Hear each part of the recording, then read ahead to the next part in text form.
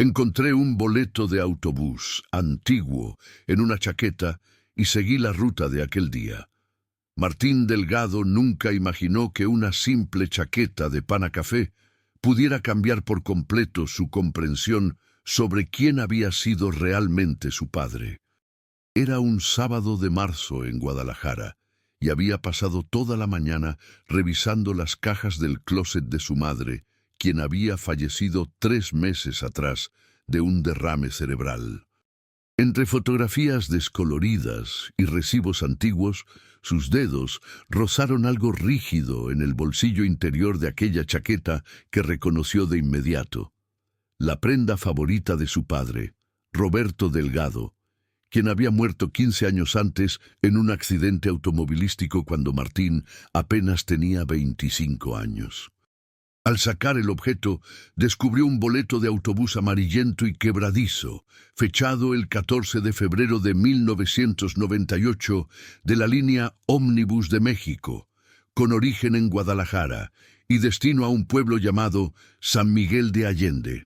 En el reverso, con la letra inconfundible de su padre, había una anotación escrita a bolígrafo azul: «Este viaje lo cambia todo.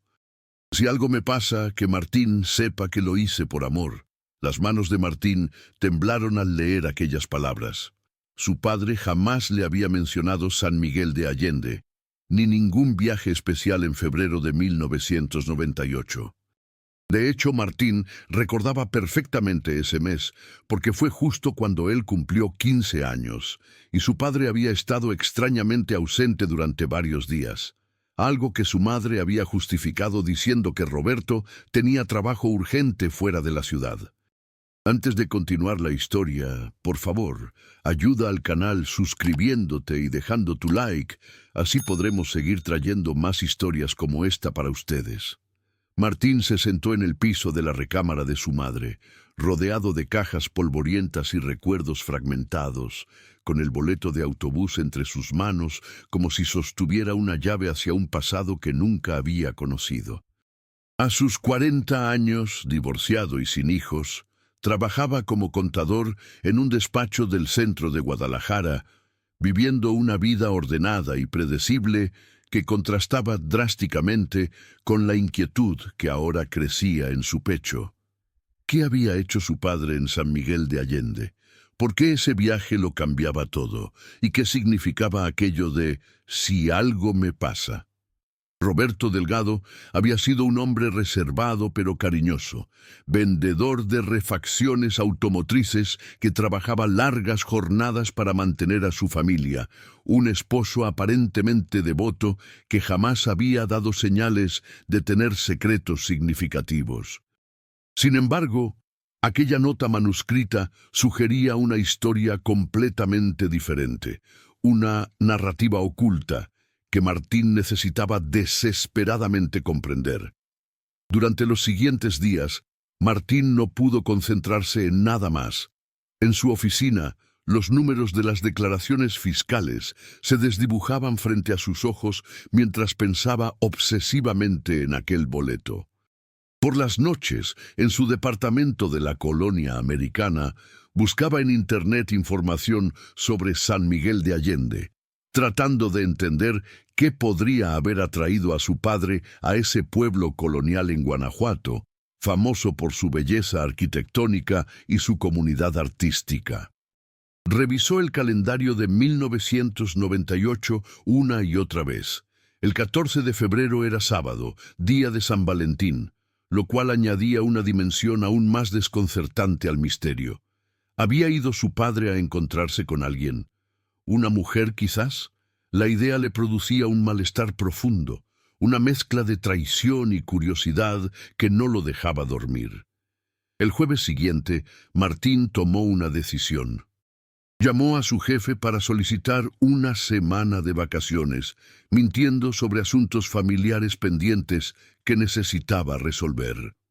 Empacó una maleta pequeña, guardó cuidadosamente el boleto de autobús en su billetera y al amanecer del viernes Condujo su Honda Civic rumbo a San Miguel de Allende, siguiendo la misma ruta que su padre había tomado 26 años atrás.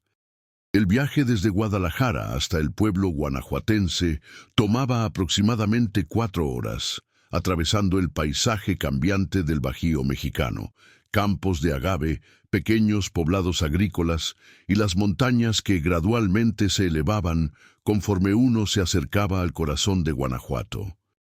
Martín conducía con la radio apagada, perdido en sus pensamientos, imaginando a su padre en ese mismo trayecto hacía más de 2 décadas, llevando consigo un secreto lo suficientemente importante como para documentarlo en el reverso de un boleto de autobús. Llegó a San Miguel de Allende cerca del mediodía, cuando el sol de marzo iluminaba las calles empedradas y las fachadas coloridas del centro histórico.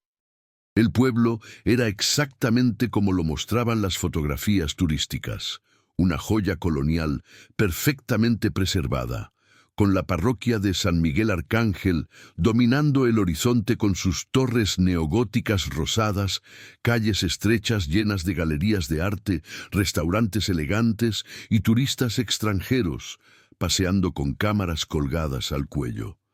Martín se registró en un pequeño hotel en la calle Hernández Macías, dejó su maleta en la habitación y salió inmediatamente a recorrer el pueblo, sin un plan definido, pero con la esperanza de que algo, cualquier cosa, pudiera darle una pista sobre qué había hecho su padre ahí. Caminó durante horas por las calles empedradas, subiendo y bajando las empinadas pendientes que caracterizaban la topografía del pueblo. Visitó el jardín principal, donde familias locales y turistas se mezclaban en las bancas de hierro forjado, observando a vendedores ambulantes y mariachis que ofrecían sus servicios. Entró a la parroquia, contemplando los retablos dorados y las velas votivas que parpadeaban en la penumbra, preguntándose si su padre también había estado ahí, quizás rezando o buscando algún tipo de redención. Pero todo era especulación vacía, fantasías sin fundamento que no lo acercaban a ninguna verdad concreta. Al caer la tarde, exhausto y desanimado, Martín se sentó en una banca del jardín con una torta de jamón que había comprado en una tienda cercana, cuestionando la sensatez de haber emprendido este viaje impulsivo. Fue entonces cuando decidió adoptar un enfoque más sistemático. Si su padre había viajado en autobús, probablemente se había quedado en algún hotel del pueblo. Sacó su teléfono y comenzó a buscar hoteles que hubieran existido en 1998.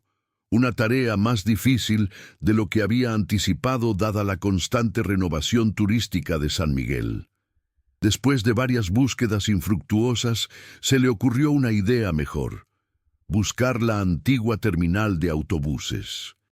Si bien Ómnibus de México probablemente ya no operaba esa ruta específica, quizás alguien en la terminal actual podría orientarlo sobre dónde quedaba la estación en 1998 y qué había alrededor de ella en esa época.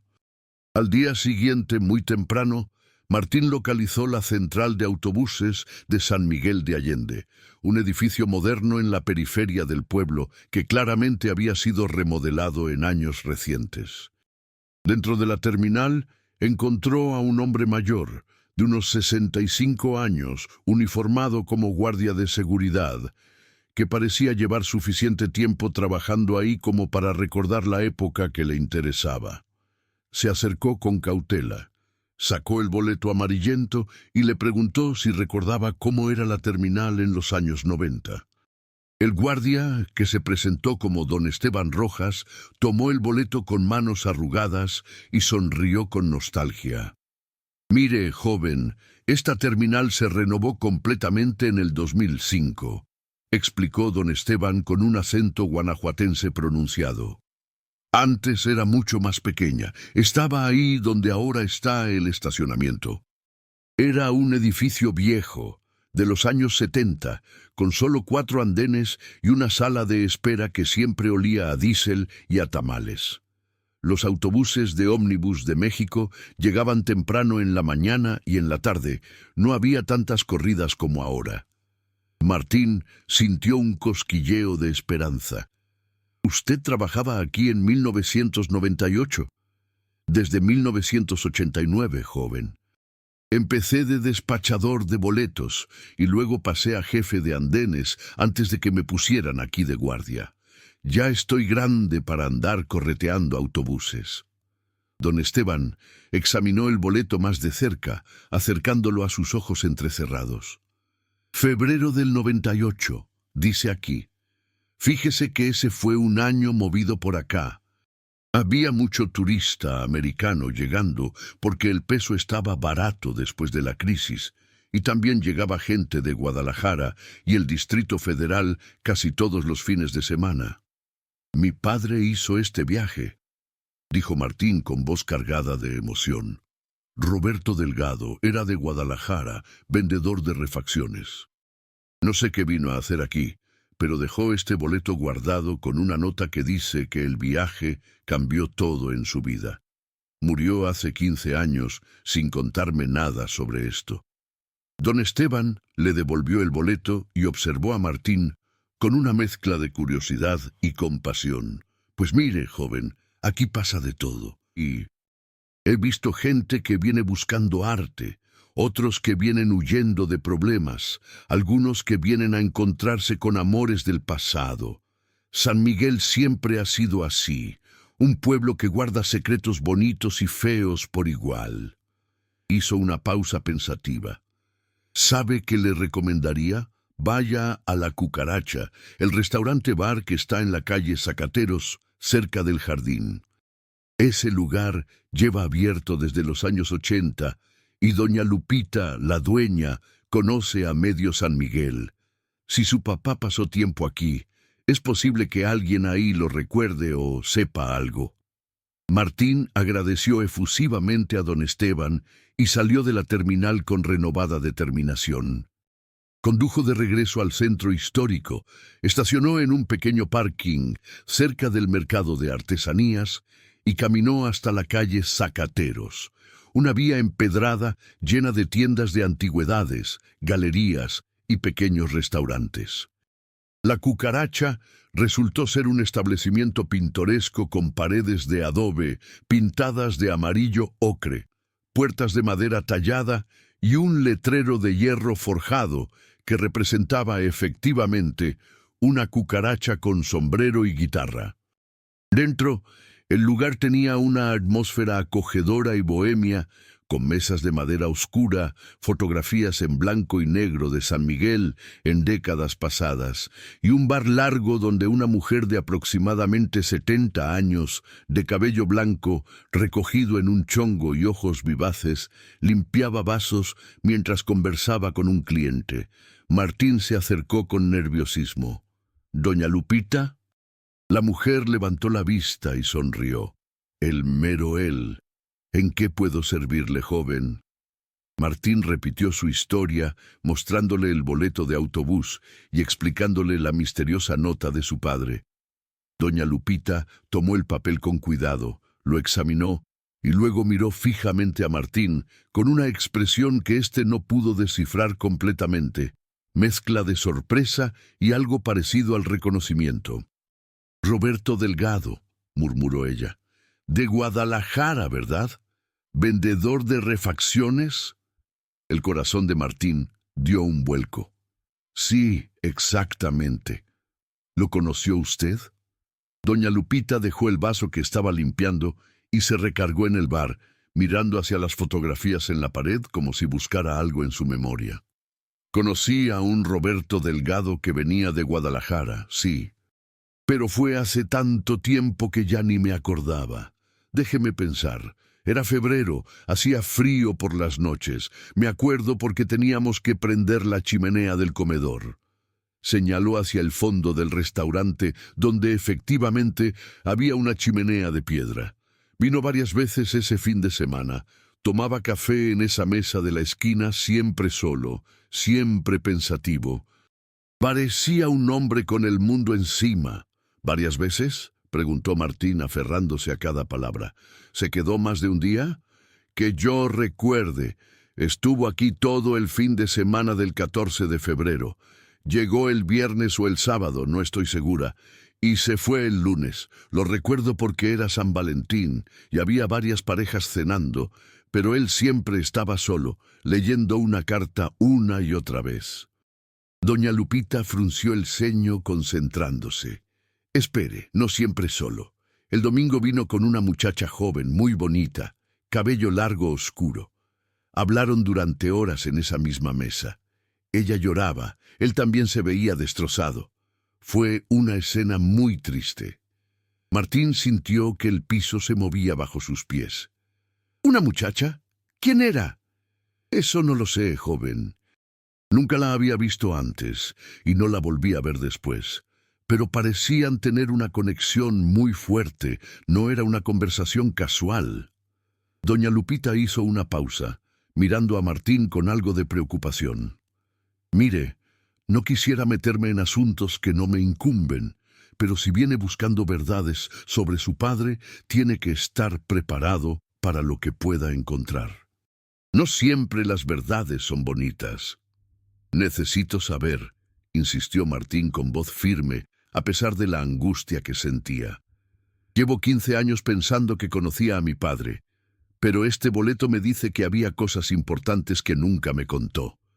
¿Hay alguien más que pueda recordar algo? ¿Alguien que haya hablado con ellos o que sepa quién era esa muchacha? Doña Lupita reflexionó un momento. Pues mire, en ese tiempo trabajaba aquí una mesera que se llamaba Socorro. Le decíamos Coco.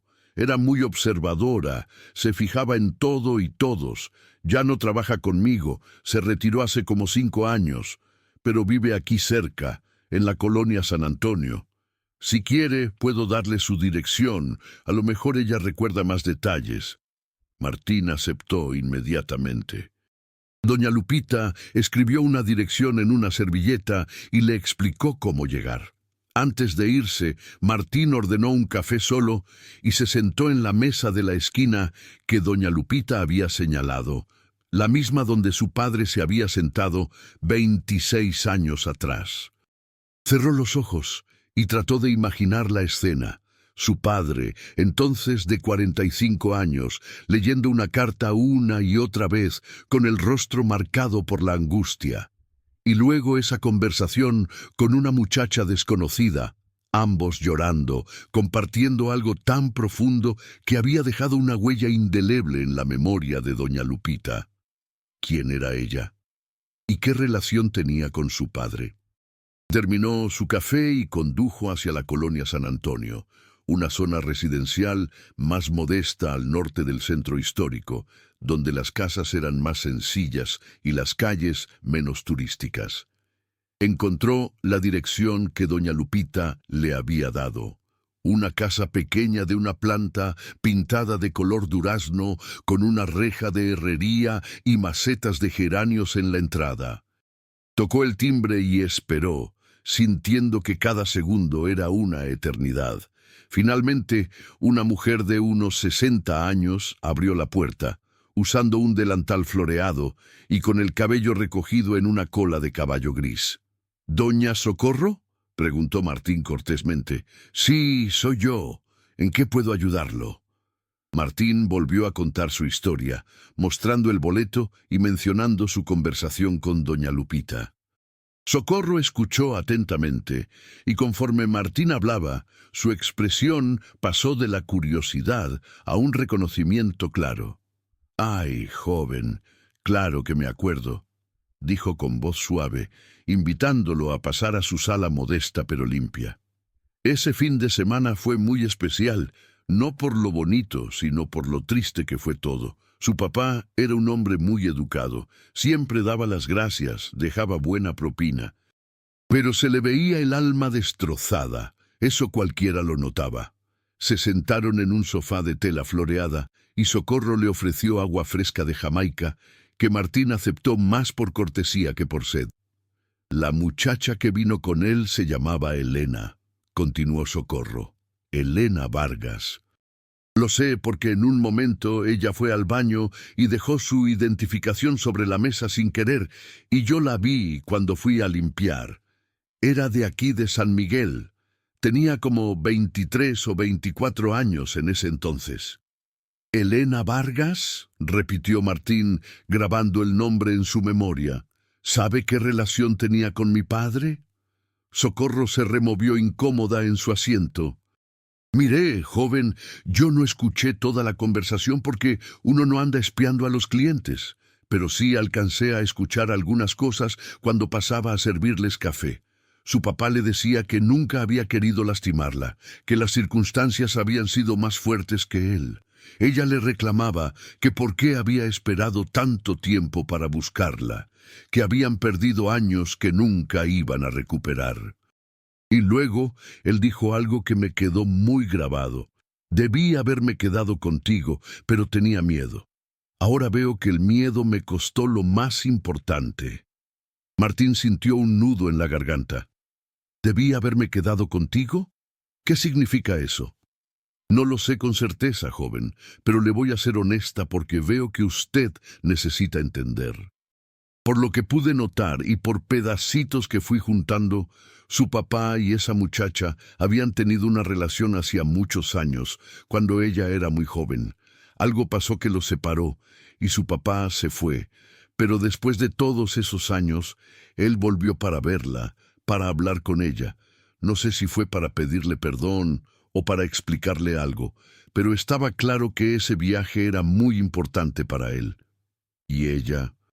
¿Cómo reaccionó? Al principio estaba muy enojada, muy herida, pero después de hablar durante horas, cuando ya se iban, se abrazaron en la puerta del restaurante. Fue un abrazo muy largo, de esos que duelen de ver porque sabes que es una despedida final. Socorro tomó un sorbo de su agua. Su papá le dijo: «Nunca voy a olvidarte, y donde sea que estés, siempre vas a tener una parte de mí». Y ella le contestó: «Yo ya tengo la mejor parte de ti y voy a cuidarla siempre». Martín se quedó en silencio, procesando aquellas palabras. La mejor parte de él. ¿Qué podía significar eso? De pronto, una posibilidad terrible y al mismo tiempo iluminadora cruzó por su mente. «Doña Socorro, ¿cree usted que mi padre y Elena tuvieron un hijo?». Socorro lo miró con compasión. «Yo no lo sé seguro, joven, pero sí le puedo decir que cuando su papá se fue ese domingo en la tarde, se llevó algo que ella le dio. Lo vi porque yo estaba limpiando las mesas cerca de la puerta. Era un sobre grande, de esos para documentos, y dentro se veían fotografías». «¿Fotografías de qué?». No las vi bien, pero alcancé a distinguir que eran fotos de una niña, una chamaquita como de 3 o 4 años. Su papá las vio ahí mismo en la banqueta y se puso a llorar. No lloraba con sonido, pero las lágrimas le corrían por la cara. Guardó el sobre en su chamarra, la misma chamarra de pana que usted me describió, y se fue caminando hacia el jardín. Martín sintió que toda su realidad se desmoronaba y reconstruía simultáneamente. Las piezas comenzaban a encajar de una manera que nunca había imaginado. Su padre había tenido una relación con una mujer llamada Elena Vargas, probablemente antes de casarse con su madre, o quizás al principio de su matrimonio. De esa relación había nacido una niña, y su padre, por razones que Martín aún no comprendía del todo, se había alejado de ellas, pero había regresado años después para ese encuentro final en febrero de 1998. «Doña Socorro, ¿sabe usted dónde puedo encontrar a Elena Vargas? ¿Sigue viviendo en San Miguel?». Socorro negó con la cabeza. «Eso no lo sé, joven. Nunca la conocí personalmente. Solo la vi ese día en el restaurante. Pero San Miguel no es tan grande. Si pregunta por ahí en el jardín o en el mercado, seguro alguien la conoce o sabe de su familia». Martín le agradeció profusamente a Socorro y salió de su casa con la mente revolucionada. Condujo de regreso al centro histórico y pasó el resto de la tarde preguntando por Elena Vargas en diferentes comercios. con la fotografía de su padre en el teléfono por si alguien la recordaba. La mayoría de la gente joven no la conocía, pero finalmente, en una tienda de abarrotes cerca del mercado de artesanías, una señora mayor que atendía tras el mostrador reaccionó al nombre. ¿Elena Vargas? Claro que la conozco, dijo la mujer, que se presentó como doña Carmela. Bueno, la conocía, murió hace como 8 años, pobrecita, cáncer de mama, muy joven todavía, dejó sola a su hija. El corazón de Martín latió con fuerza. Su hija, ¿cómo se llama? Daniela Vargas. Debe tener como 30 años ahora, o un poquito más. Trabaja en una galería de arte en la calle Aldama, se llama Galería Azul. La que tiene la puerta pintada de azul turquesa, no tiene pérdida. Martín casi corrió hacia la calle Aldama, ubicando rápidamente la galería que doña Carmela había descrito.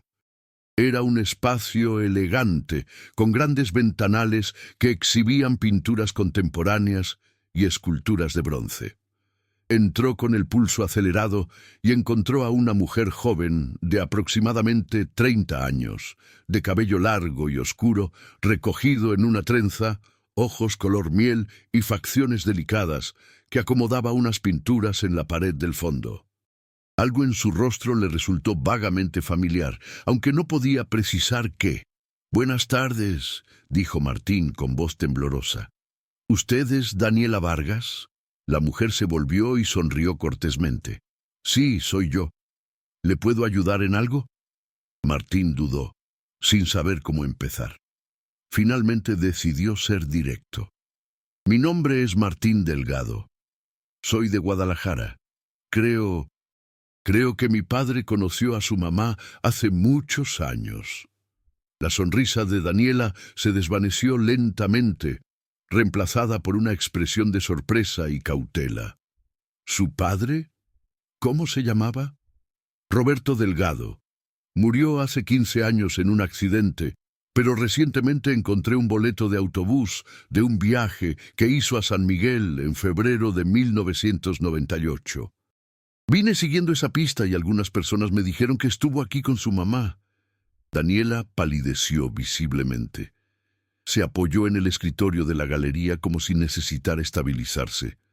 «Roberto Delgado», murmuró. «Dios mío, ¿es usted su hijo?» «Sí, su único hijo, o al menos eso creí hasta ahora». Daniela lo miró fijamente, con los ojos brillantes de lágrimas contenidas. «No es su único hijo, Martín. Yo también lo soy». El mundo se detuvo para Martín en ese momento. Ahí, en medio de una galería de arte en San Miguel de Allende, frente a una mujer que era una completa desconocida y al mismo tiempo su hermana, sintió que todo lo que había creído saber sobre su vida se deshacía como arena entre los dedos. No podía hablar, apenas podía respirar. Daniela cerró la galería, colgando un letrero de «cerrado» en la puerta, y lo invitó a sentarse en una pequeña oficina en la parte trasera del local. Preparó café para ambos, con manos temblorosas, y luego se sentó frente a él, secándose las lágrimas que ahora corrían libremente por sus mejillas. «Mi mamá me contó la historia completa justo antes de morir», comenzó Daniela con voz quebrada. «Me había dicho algunas cosas cuando yo era niña, pero no toda la verdad. Ella y tu papá, nuestro papá, se conocieron en Guadalajara en 1972. Mi mamá tenía 18 años y había ido a la ciudad a estudiar secretariado ejecutivo.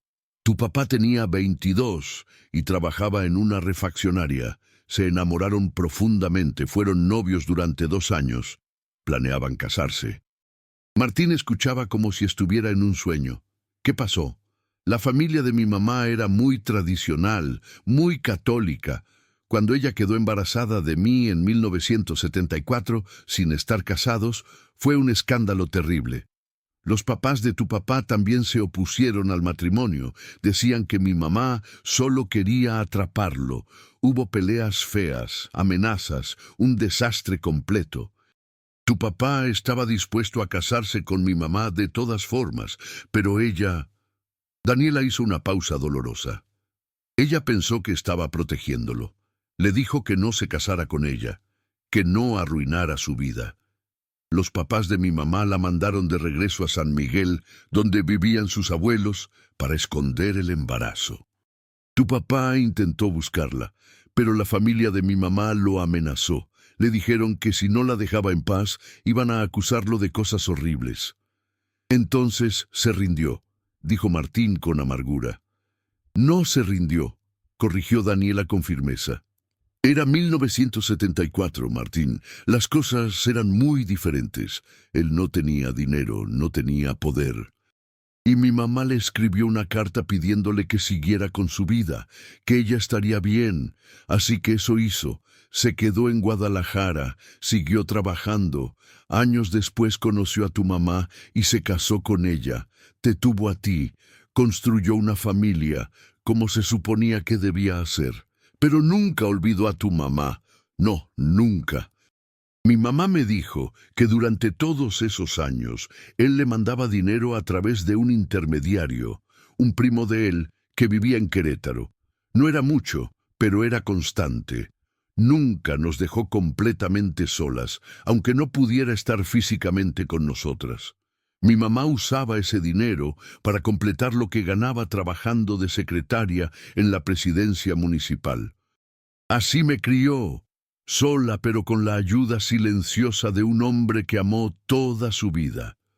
Martín sintió una mezcla compleja de emociones. Dolor por la traición a su madre, admiración por la responsabilidad silenciosa de su padre, tristeza por las vidas fragmentadas por circunstancias y decisiones imposibles. ¿Y el viaje de 1998? Daniela sonrió tristemente. Yo tenía 24 años entonces. Acababa de tener a mi hija Sofía. Mi mamá estaba tan emocionada de ser abuela, pero también estaba triste porque sabía que tu papá nunca conocería a su nieta. Así que hizo algo que nunca había hecho. Le escribió una carta a tu papá, contándole sobre Sofía, diciéndole que si quería conocernos, que viniera, que ya habían pasado suficientes años, que ya no importaban las familias ni los escándalos, que solo quería que él supiera que tenía otra hija y una nieta.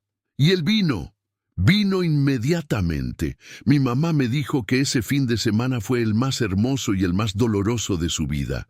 Pasaron horas hablando, llorando, recordando. Él conoció a Sofía, la cargó, le cantó. Fue su abuelo durante 2 días, aunque ella era tan pequeña que nunca lo recordaría. Y luego se fue, porque tenía otra familia, otra vida. Pero antes de irse, mi mamá le dio fotos de mí desde bebé hasta adulta, fotos de Sofía recién nacida. Él lloró tanto que mi mamá pensó que se iba a quebrar. Martín recordó las fotografías que Socorro había mencionado, las que su padre había guardado en el sobre dentro de su chamarra. ¿Por qué nunca me lo dijo? ¿Por qué nunca me contó que tenía una hermana? Porque amaba a tu mamá también, a su manera, y porque te amaba a ti más que a nada. Mi mamá me dijo que tu papá le confesó que su mayor temor era que si la verdad salía, destruiría su familia, que tú lo odiarías, que tu mamá nunca lo perdonaría, que prefería cargar con el secreto y el dolor antes que lastimarte. Pero el secreto me lastimó de todas formas, dijo Martín con voz quebrada, porque ahora sé que mi padre era alguien completamente diferente de quien yo creí conocer, y descubro que tengo una hermana cuando ya es demasiado tarde para tener una relación con el padre que compartimos. Daniela extendió la mano y tomó la de Martín. No es demasiado tarde para nosotros. Somos hermanos, Martín. Compartimos sangre, compartimos un padre que hizo lo mejor que pudo en circunstancias imposibles. No fue perfecto, cometió errores, tomó decisiones difíciles, pero nos amó a ambos. A ti te dio su presencia, su nombre, su vida diaria. A mí me dio su apoyo silencioso y un amor que nunca pudo expresar abiertamente. Ambos perdimos cosas, pero también recibimos cosas. Durante las siguientes horas, Daniela le mostró a Martín álbumes de fotografías que su madre había guardado celosamente, fotos de ella de niña, adolescente, joven adulta, fotos de su hija Sofía, que ahora tenía 26 años y trabajaba como maestra en una escuela primaria en Querétaro. Y al fondo de un cajón, dentro de una caja de metal oxidada, las cartas que Roberto le había escrito a Elena a lo largo de los años, enviadas a través del primo intermediario. Eran cartas breves, pero llenas de amor contenido, disculpas susurradas, promesas de nunca olvidar. Martín leyó cada carta con lágrimas corriendo por su rostro, descubriendo facetas de su padre que nunca había conocido. Su romanticismo oculto, su sentido de responsabilidad profundo, su dolor por una vida fragmentada entre dos amores, dos familias. En una carta de 1985, Roberto escribía: «Elena, no pasa un día sin que piense en ti y en nuestra hija. Sé que elegí un camino y debo caminarlo con honor, pero mi corazón siempre tendrá un espacio que solo ustedes ocupan. Si en otra vida puedo elegir diferente, elegiré quedarnos juntos». En una carta de 1992, «Daniela debe ser una jovencita hermosa ahora. Me duele no haberla visto crecer, no haber estado ahí para sus cumpleaños, sus logros, sus tristezas. Pero sé que tú la has criado con el amor y la fortaleza que siempre te caracterizaron. Eres una madre extraordinaria, Elena, y aunque no puedo decírtelo en persona, quiero que sepas que te admiro profundamente». Y finalmente, una carta fechada en marzo de 1998, apenas un mes después de aquel viaje a San Miguel. «Elena, ese fin de semana me dio el regalo más grande y el dolor más profundo. Conocer a Daniela, hablar con ella, sostener a mi nieta Sofía, fue como tocar el cielo y el infierno simultáneamente. Vi todo lo que pude haber tenido y todo lo que perdí por miedo y cobardía. No me arrepiento de Martín ni de la vida que construí, pero siempre me preguntaré qué habría pasado si hubiera sido más valiente en 1974. Guarda estas fotos que me diste como mi tesoro más preciado. En mi otra vida, la vida secreta que vivo solo en mi corazón, ustedes son mi familia todos los días».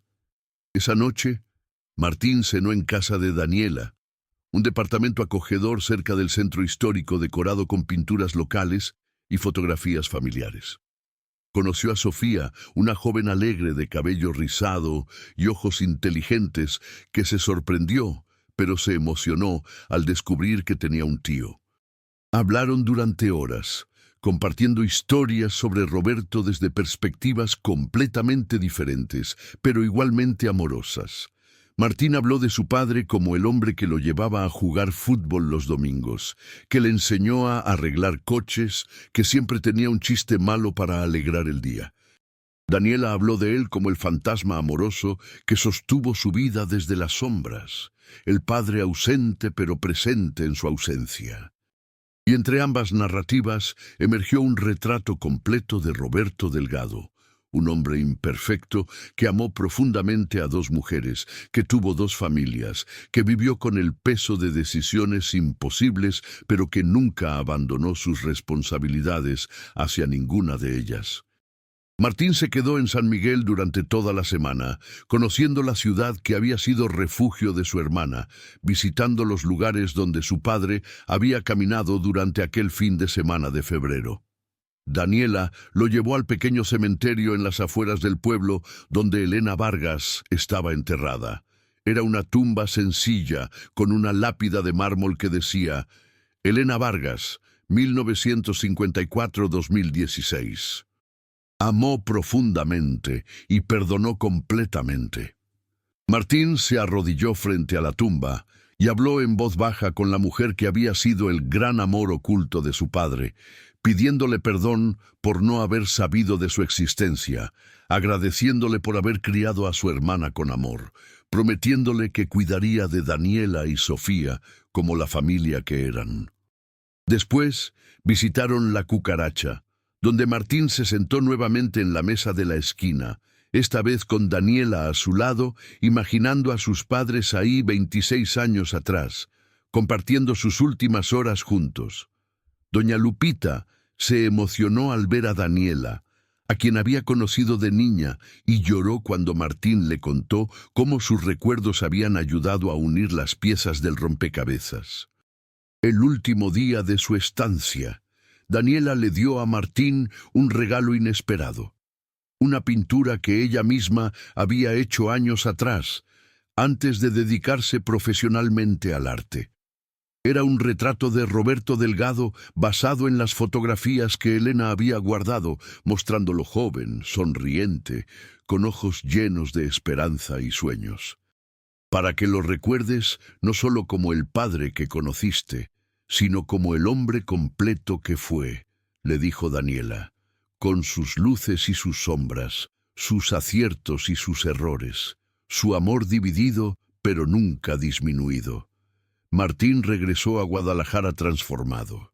El viaje que había comenzado como una búsqueda de respuestas había terminado siendo un descubrimiento de familia.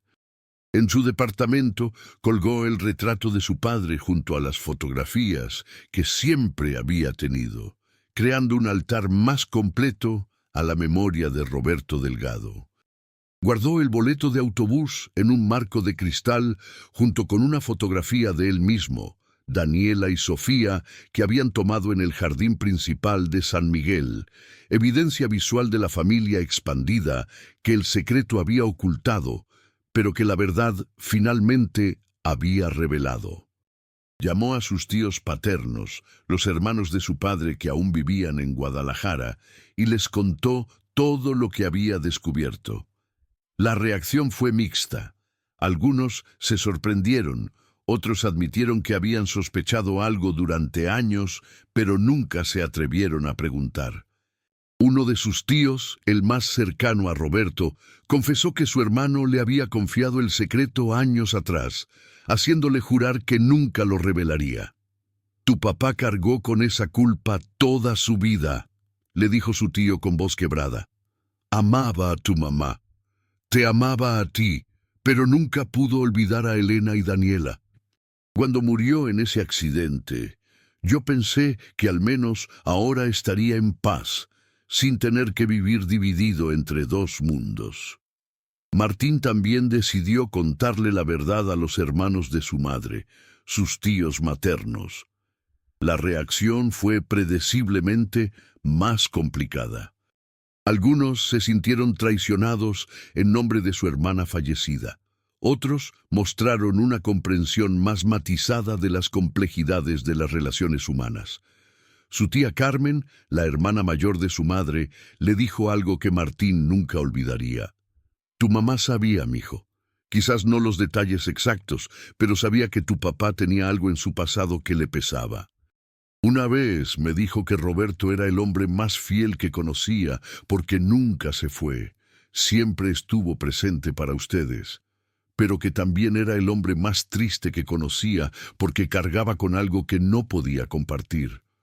Tu mamá eligió amarlo de todas formas, eligió construir una vida con él, sabiendo que había partes de su corazón a las que ella nunca tendría acceso completo.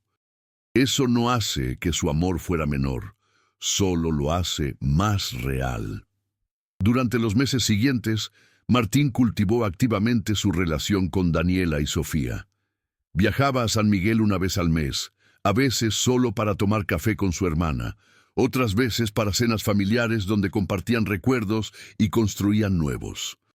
Daniela visitó Guadalajara y Martín le mostró la casa donde creció, la refaccionaria donde su padre había trabajado durante décadas, los lugares que habían sido importantes para Roberto en su vida oficial.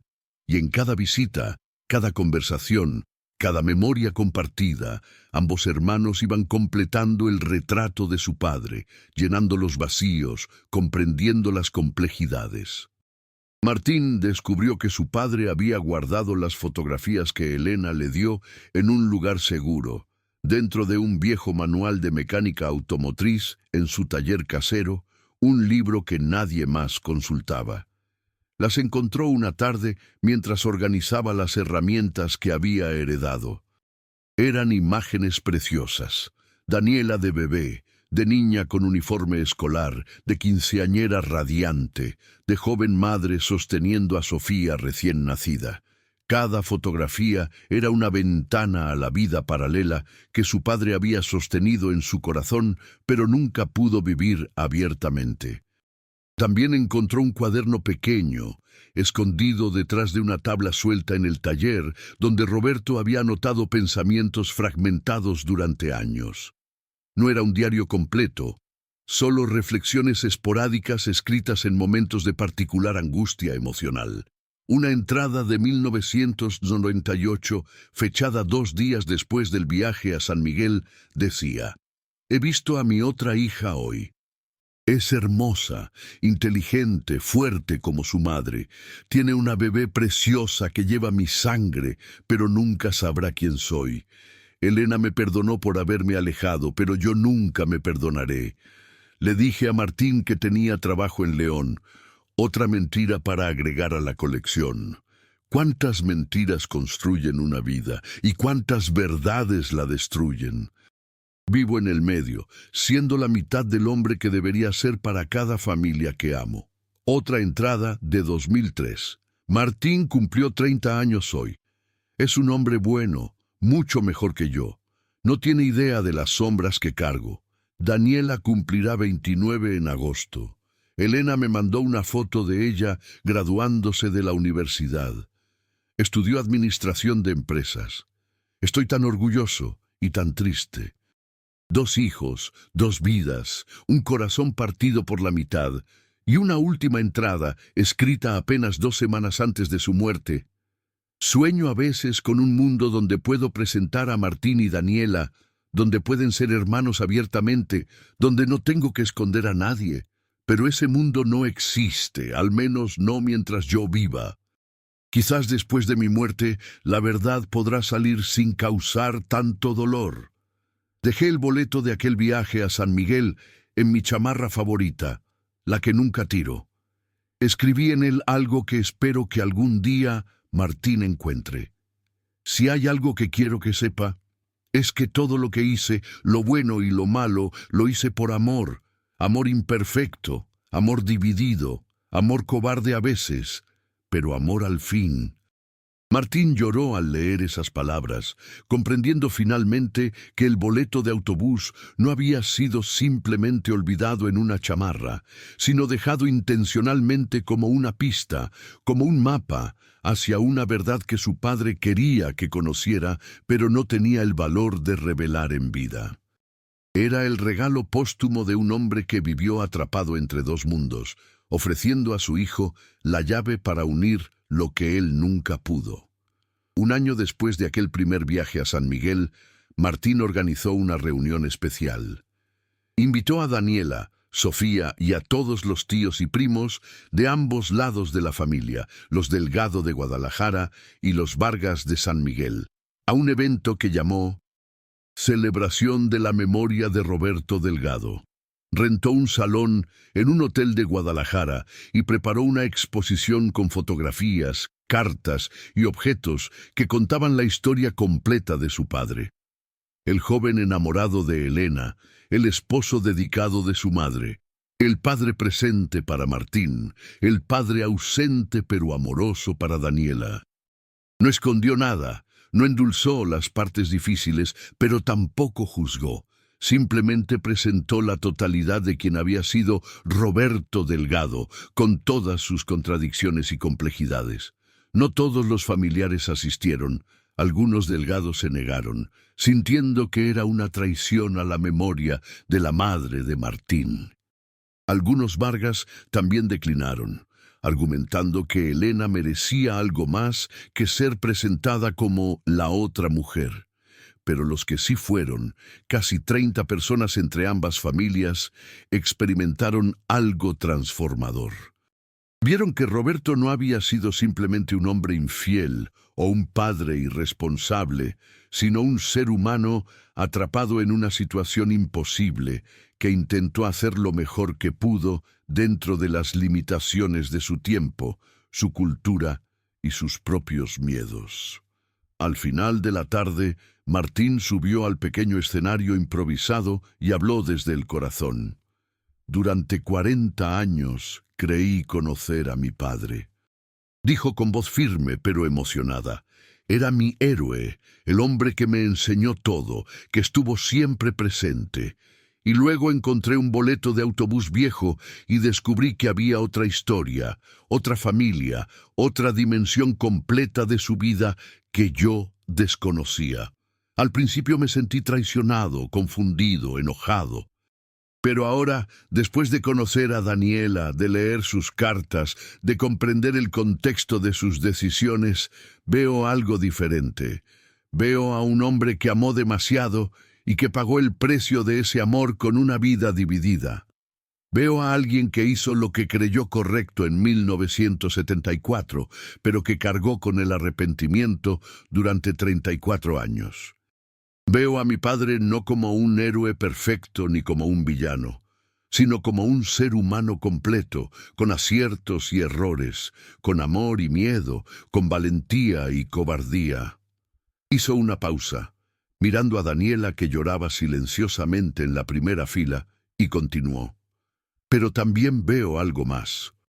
Veo que de su historia fragmentada emergió algo hermoso, una hermana que nunca supe que tenía, una familia extendida que enriquece mi vida, una comprensión más profunda de lo que significa amar y perdonar.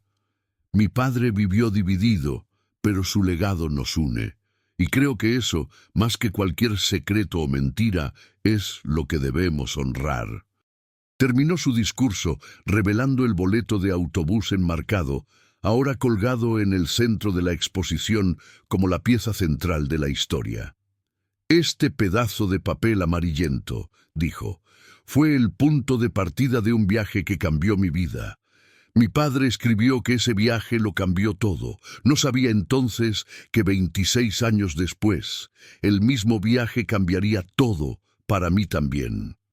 Siguiendo sus pasos, encontré verdades dolorosas, pero también encontré familia, comprensión y paz. Y aprendí que el amor, incluso cuando es imperfecto y está dividido, tiene el poder de trascender el tiempo y las circunstancias.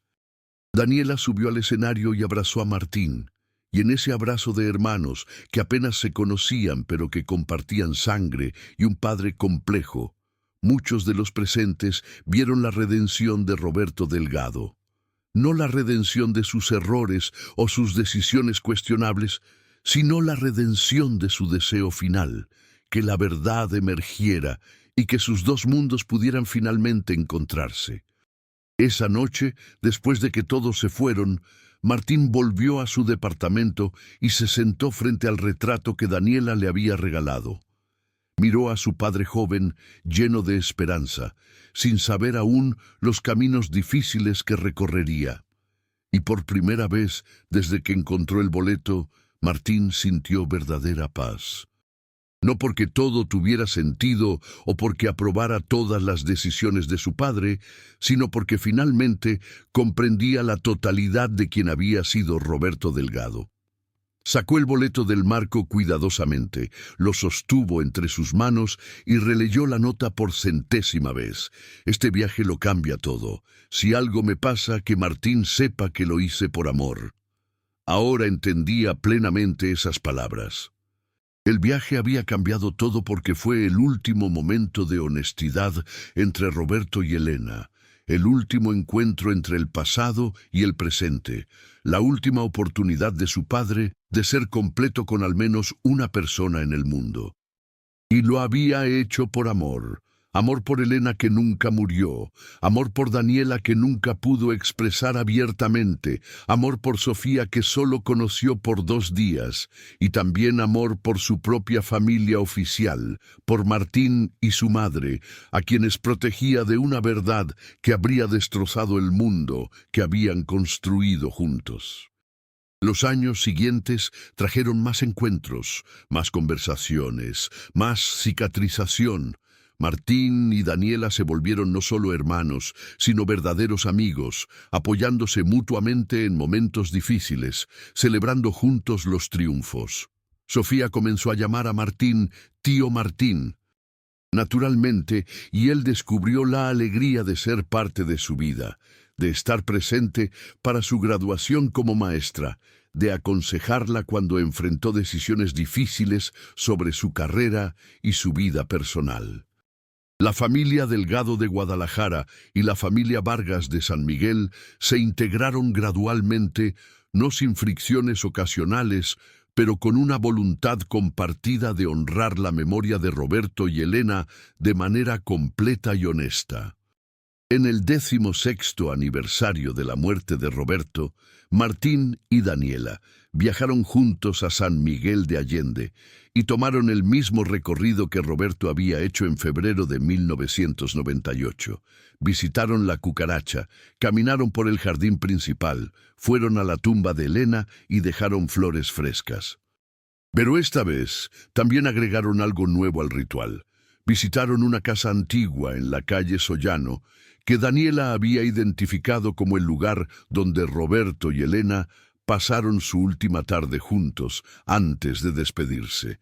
Era ahora una posada boutique, pero conservaba muchos de los elementos originales.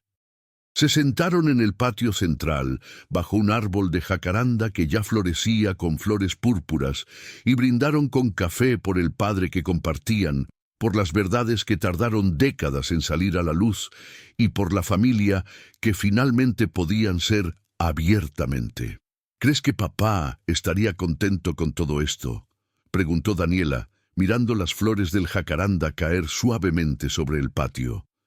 Martín reflexionó antes de responder.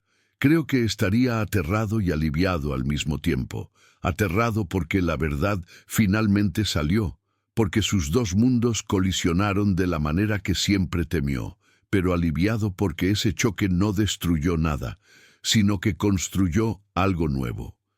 Creo que estaría feliz de vernos aquí juntos, de saber que sus hijos se encontraron y se aceptaron. Mi mamá siempre me decía que tu papá era el hombre más bueno y el más cobarde que había conocido, compartió Daniela con una sonrisa triste. Decía que su bondad lo hacía querer estar con nosotras, pero su cobardía no le permitía romper con sus responsabilidades en Guadalajara. Nunca lo dijo con rencor, solo con aceptación de quién era él. Mi mamá decía algo similar, añadió Martín. Decía que mi papá era el hombre más presente y el más ausente al mismo tiempo, presente en cuerpo, pero con partes de su alma siempre en otro lugar. Y como tu mamá, lo aceptaba, lo amaba con sus ausencias y todo. Ambos guardaron silencio por un momento, comprendiendo que Roberto Delgado había sido profundamente amado por 2 mujeres extraordinarias que eligieron aceptar la complejidad de quien era en lugar de exigir una simplicidad que él no podía ofrecer. Y en ese legado de amor imperfecto pero genuino, tanto Martín como Daniela encontraron no solo la historia de su padre, sino también lecciones sobre la capacidad humana para perdonar, comprender y amar más allá de las limitaciones y errores. Antes de regresar a Guadalajara, Martín hizo algo que había estado posponiendo durante años. Fue a una joyería local y encargó 2 medallones idénticos de plata. En cada uno grabó las fechas de nacimiento de Roberto y Elena, y en el reverso, las palabras que Elena le había dicho a Roberto en su despedida final: «Yo ya tengo la mejor parte de ti, y voy a cuidarla siempre». Le dio uno a Daniela y se quedó con el otro, símbolos tangibles de la conexión que compartían, del padre que los unía incluso en su ausencia, de la verdad que había tardado tanto en emerger, pero que finalmente los había liberado a todos. El viaje, que comenzó con un boleto de autobús amarillento encontrado en una vieja chamarra, terminó siendo mucho más que una investigación sobre el pasado. Fue una transformación completa de la identidad de Martín, una expansión de su concepto de familia, una lección profunda sobre la complejidad moral de las decisiones humanas. Aprendió que su padre no había sido el héroe sin defectos que había imaginado de niño, pero tampoco era el hombre deshonesto que temió descubrir al inicio de su búsqueda. Roberto Delgado había sido, simple y complejamente, un hombre que amó a dos mujeres, que tuvo dos familias, que vivió dividido entre dos vidas y que intentó honrar sus responsabilidades hacia ambos lados de la mejor manera que pudo dentro de sus limitaciones humanas. Y al final, ese boleto de autobús se convirtió en algo más que evidencia de un viaje secreto. Se transformó en un puente entre pasado y presente, entre hermanos que no sabían de su existencia mutua, entre dos familias que nunca debieron estar separadas. Roberto había escrito que el viaje lo cambiaba todo, y tenía razón, aunque de maneras que nunca pudo anticipar. Porque ese viaje no solo cambió su vida en 1998, sino que 26 años después cambió la vida de su hijo Martín, permitiéndole finalmente conocer la historia completa, abrazar la complejidad de su legado familiar y encontrar en los pedazos fragmentados de la vida de su padre una verdad más rica y humana de la que nunca imaginó posible.